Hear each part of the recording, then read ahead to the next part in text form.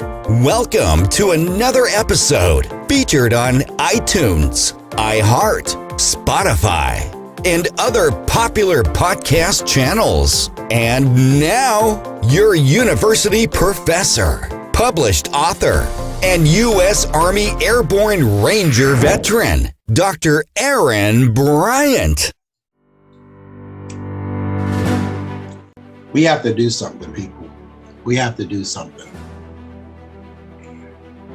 And it can't always be about money. You know, I'm gonna take a dig at VA, and it's actually not VA. It's actually some of the people who work at VA. It was one of the reasons why I left initially, because I was so upset. Was I felt like the person who was responsible for my mental health was using me as a pass-through just so they can move on to doing other things. So it was like, oh, I got a job with VA, I'll do this for a minute, and then they're gonna bounce. And so for me, it's like, I say that only because I just feel we need people who are passionate about the purposes, not because they're trying to, pad their resumes or want to use this as some sort of scientific experiment to be able to, become some renowned person so they can write a book on the fact that they basically diagnosed 300 soldiers and they are the renowned expert. Now they can go on a speaking tour. It's not about that. I get it. I said it in the beginning. The brain is a very complex, very complex thing. And more importantly, mental health, the elements behind it, it's not just what happened to the person during whatever situation they were in, if it was sexual, if it was traumatic, or elements of their situation, if it's anxiety or if it's depression. Sometimes it actually ties into other things, where they grew up, circumstances that they were involved in when they were young. These things don't just go away, but yet they compound. And therefore, you're having the existence of history on top of whatever your military situation is. So it's not easy. You could have a therapist who says, oh, I've helped 500 veterans with their PTSD and let's deal with this, this, that, but yet they're still struggling because guess what? You didn't address the fact that this person was probably, had physical assault when they were a kid, or maybe they were raised in an environment that was non-compatible to the circumstances of what they dealt with in the military. These things are complex.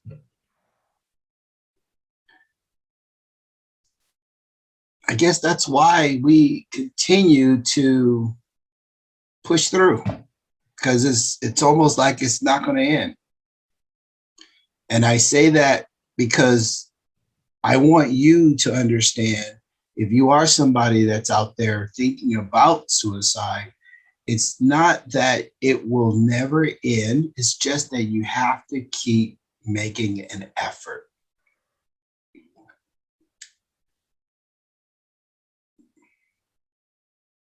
I have kids, and for me, it's like to see my sons or to see my daughter,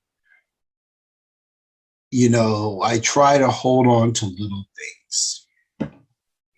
If you watch my podcast show, you know that I spend time out of country. And for me, that's the tranquility that I seek. And honestly, it's a necessity for me. And I apologize to those who may feel that it's selfish, but I'd rather be selfish and alive than try to comply to the norm and risk my health. So for me, it is what it is. I just had a thought, just literally just had the first time I ever thought about this. But when I served in the military, that wasn't selfish at all. So excuse me if I'm being selfish now. Okay, so let's wrap this up. The VA, they actually go into 2020, and I'm really proud of that because they're talking about some next steps. They actually say, where are we now? And, it takes me back when I was getting my executive MBA degree. And I remember my classmates would tell me, Aaron, don't criticize or don't, second guess unless you have an alternative. And that carried on into my work career, where you talk about when you have a problem, don't bring a problem to your boss unless you have a solution. And I love that wisdom because it's so true. If you have an issue, and I would take it to my boss and be like, hey, we got a problem, but I have a solution. Or, hey, I made a mistake, but here's how I fixed it.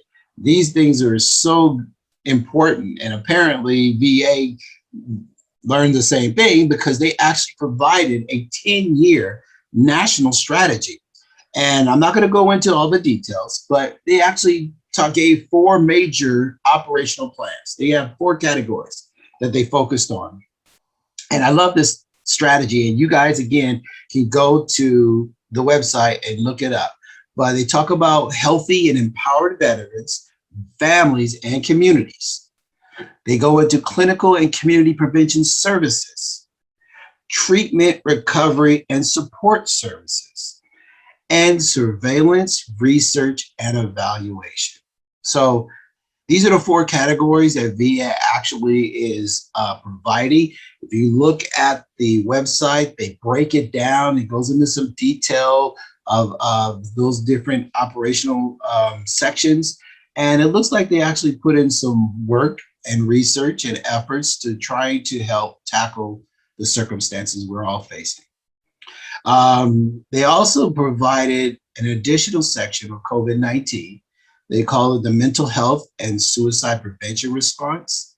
And that's basically related to the stressors that veterans are dealing with. Because keep in mind, COVID-19, there are things and limitations that we have to do. So if there are mandates that we have to adhere to, and it conflicts to something a veteran can function or tolerate, we have a problem, right? So it appears that they recognize this. And by recognizing it, they're offering support and they're offering some assistance to the veterans. So that's good to see. So again, you know what? I can't stress it enough. I don't like reading about the passing of a person. On one of my other shows, I actually talked about losing a veteran friend, personal friend. I believe this show was titled Death is Hard, I believe it's called, that particular episode. Or Death is Hard or something like that. But, if you're suffering, if you're having a problem, you're struggling, and I get it. Oh, man, do I get it. Find a friend. Doesn't even have to be a veteran, just somebody legitimately cares about you, and just have a conversation. And hopefully that conversation will shift into some sort of laughter, and it'll give you a distraction. I'm not saying it's going to solve it, because by no means, you're not going to be cured. But you definitely will have some sort of relief to remind yourself that you have a purpose here. If you get so bad where you're literally are feeling like the cliff is right there and you're about to take that step, you got to call the hotline and talk to an expert. Call 911 if you don't even have access to the hotline. But you have to take a pause and think. You may feel like you have no friends. You may feel that your family doesn't care, or you may not have family anymore. You may have a loss of job, no money, your bank accounts in the negative. There's so many things that I can relate to, that I understand truly. But I always think, like, for me, I got through the military despite the many circumstances that could have removed me off the face of this earth.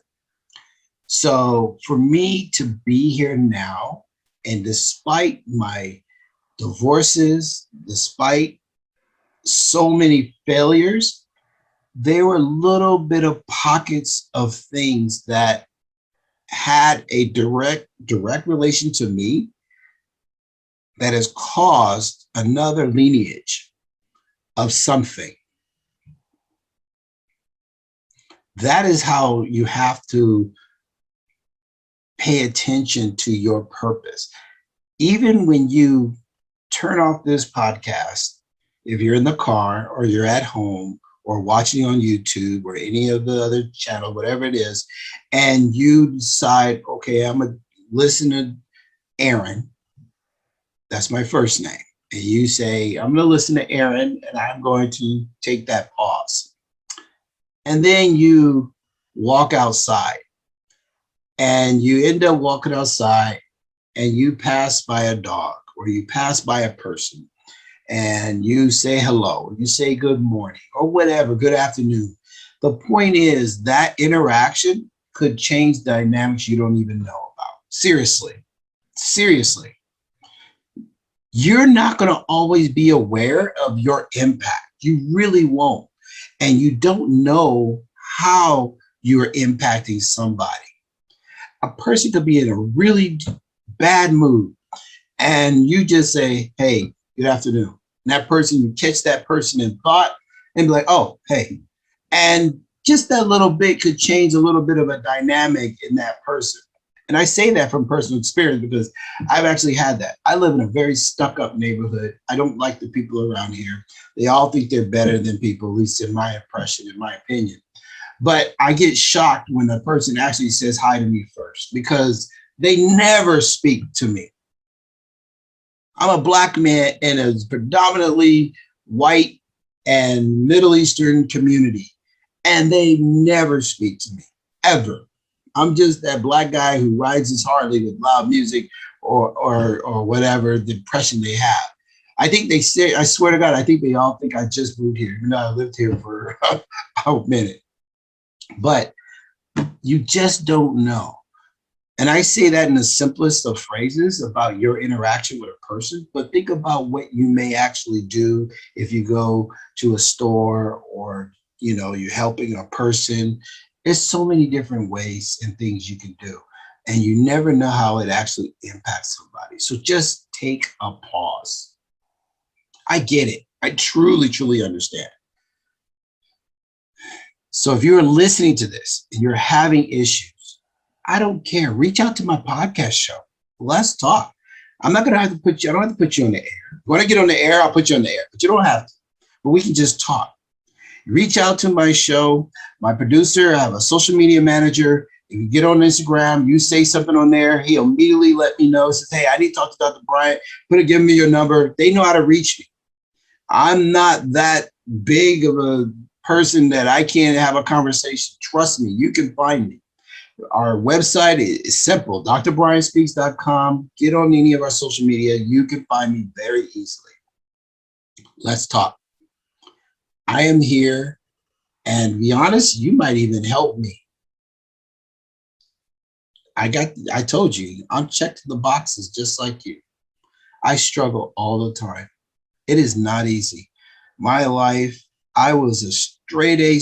I was a smart kid growing up. I was doing well in school, well liked. I was funny, nerdy kid, good, lots of friends. And everything got changed upside down post-military. So I get it. I've had nothing but disheart, failures, and constant circumstances of just disappointment. It gets really, really tough to have to face those realities. So I find different ways to help me. I write a book. I teach. I do the podcast. I do what I can to distract myself. I travel because it's important to me to try to keep finding whatever happiness, what I can tolerate, what I can do to be able to keep going.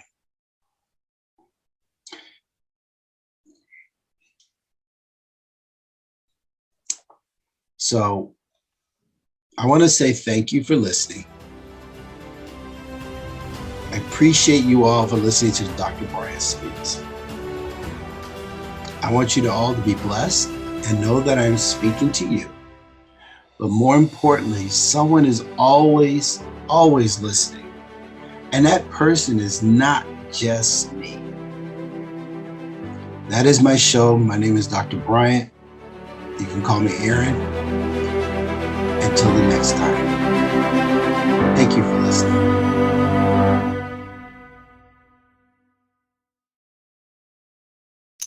I hope you enjoyed this episode of Dr. Bryant Speaks. Thank you for listening to the podcast. If you enjoyed this episode, please locate others on all the popular podcast channels and YouTube under Dr. Bryant Speaks. And go to the website at DrBryantSpeaks.com for the latest info.